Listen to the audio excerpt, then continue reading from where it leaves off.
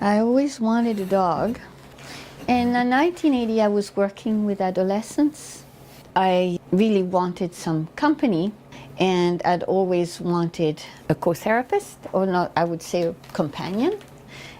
It came time I wanted a dog, and my husband said to me, "You should have a poodle. I'm allergic to dogs, so a poodle would be a poodle." I was told there was this puppy available nearby, and it was just a few blocks from where I lived. It was a male, and I got this little standard poodle puppy. I gave him the name Monseigneur. Monseigneur never left my lap for a very long time, and Monseigneur turned out to be the greatest co-therapist I ever had. He had all the qualities, and I assumed all standard poodles would be like that. And then after a while, my husband wanted a puppy of his own too, and so we got Dauphine. And Dauphine came to work with me, and of course, so I had two of them then. And then they grew. Monseigneur and Dauphine were my adult co-therapists. I learned that they each have, once I had Monseigneur and Dauphine, they did very different things. They each have different gifts. And I saw them learn from each other. Mostly Dauphine learned from Monseigneur, not always good things. Then Monseigneur died, and Dauphine was alone for a while. Then I got Bijou. Bijou had her gift also, and for a long time I didn't think that she was the best co-therapist and was challenging. But then Bijou, by about age 5, was exceptional, and she came into her gifts as to what she did. Bijou now is the matron, and Dauphine died. Then came Yannick.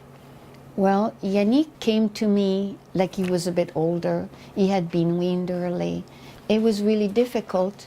Bijou was quite a bit older, and she wanted Dauphine, and so it was not an ideal situation. And Yannick was a teacher and a helper in his own way for a very long time, and so the two of them was not the easiest combination. And then a puppy came in my life. And some of them I chose, and some of them chose me. And this was my little Fleur. And Fleur was so different. Fleur was born, and a few days later, I have this urge to phone the breeder. I said, "Please do not cut her tail." She said, "Well, she's going to look very strange with a full tail, and it's going to be in the way and wag." I said, "Well, you know, I mean, it's strange according to who?" You know, she said, "Well, I'm going to talk to my husband," and then so they let me know, and they said, "Yeah, we'll leave it alone." And it's a good thing because we're cutting the tails tomorrow morning. Good thing you called. And you know, I had this image of Fleur. I could see her as an adult with her tail wagging, with just like this, and that's how she was from then on. Fleur without that tail would have been, not have been Fleur. I mean, they're just wonderful tail. And then Fleur grew, and this was my duo of Yannick and Fleur. Fleur had her gifts. She had the things that she found difficult, and was not exposed to enough out there, but in the playroom, she was exceptional. And our communication was exceptional.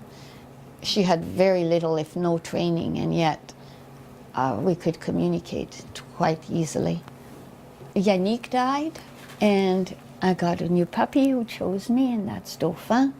And Dauphin has got his tail. Dauphin has been with me a little over a year.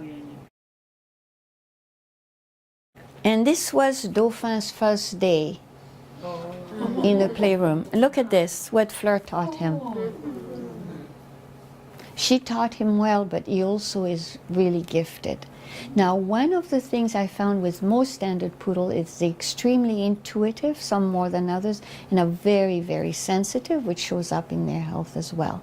So I have had to learn to protect them, and that's how I learned to do Reiki, because Monseigneur had bloat, and it was very helpful for him. they respond to energetically to what's going on, and their instinct is to protect you. What I found is sometimes they would take it on so you don't. But this is why I found it was so important for me to learn to protect myself so my dogs wouldn't have to die so early. It is a lot to ask of them to be with, but they love it. It was more challenging in some ways. Fleur was definitely the one he looked to way more than me in terms of training. So we worked together, Fleur and I watched how she corrected him. Yeah, she would let him know. But then she also let him get away with an awful lot, especially at the end as well. And he assumes old dogs, you can get away with things like that. The kind of warmth and greeting and joy and to feel so welcome in itself has been so helpful for so many of my children and adults. It doesn't matter how long you go away, they live in the present, they're glad to see you again, and they'll wag and welcome you. I mean, how many people do that for you? Huh? The two of them were running with such joy in the park. Dauphin as a puppy and Fleur, and they were running in the snow. And when I saw that picture, I thought that's what it's like when they move on and they're still there. And without knowing that she was going to die, I was already showing that image as the last image to my grief workshop. I didn't realize that she was going to be gone so soon. It's kind of important to watch them and see, you know, what they have to give, just like any therapist. And then it depended on developing a certain kind of communication together. And without training them, you know, the training, it was challenging. And I wasn't into obedience and you know, all the kinds of things that were available. Having my dogs play tricks was not my style. I feel that it's so important that the same regard that you give your clients and yourself and everyone involved, that your co-therapist has the same regard, and that you work together. I learned that because two dogs are from the same breed doesn't mean that they're going to have the same qualities and capacities. And I learned not all dogs are co-therapists and can be the kind of co-therapist you are hoping for. And I also learned that it's not a good idea to get a co-therapist too soon after you have lost one.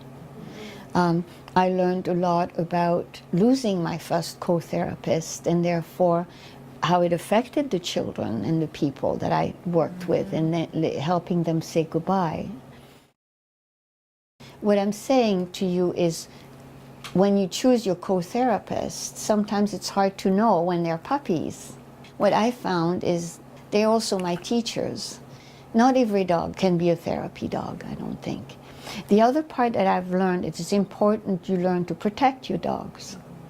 So before you decide whether you're going to have a companion or not, you want to make sure that, number one, you can bring them to work, that you're going to be in a position where it's steady, because dogs do not like to be left at home. But if you've worked with them day in and day out and you suddenly have to leave them at home, that is unfair.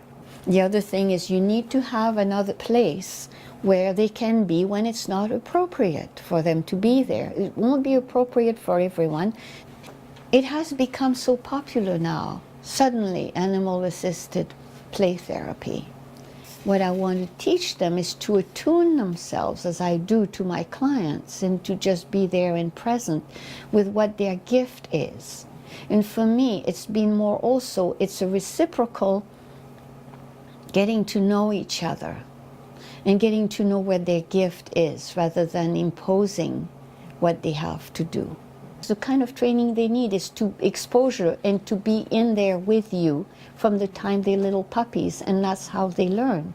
And that's how you learn to communicate.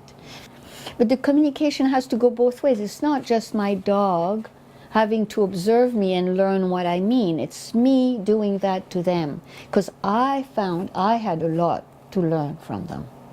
An awful lot I've learned. So each one of them has been a teacher for me.